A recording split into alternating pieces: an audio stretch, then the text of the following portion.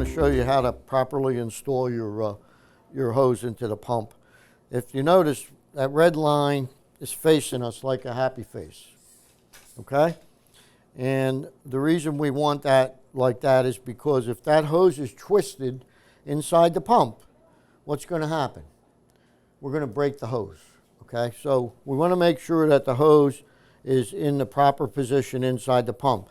The other thing we want to make sure of before we tighten up our boot is we want to make sure the hose is centered on the rollers. If it's all the way on the back, towards the back, or all the way towards the front, what's going to happen is we're going to cut the hose with the edge of the roller. So we want the hose to be centered on the rollers, okay?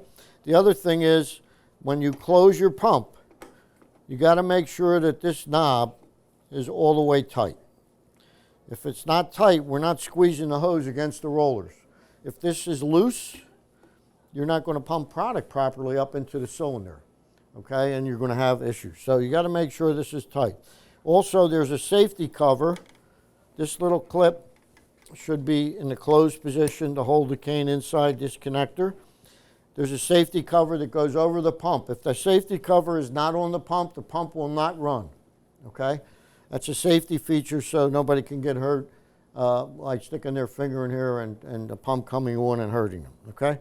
So the other thing you want to make sure is that your hose clamps are tight, no cracks in the hose, no crack in the air meter line. When you clean your machine, one thing a lot of people disregard is cleaning this boot. Sometimes you can get a little bit of rubber built up in here from, wear on the hose. So you want to clean that. It's real easy to do.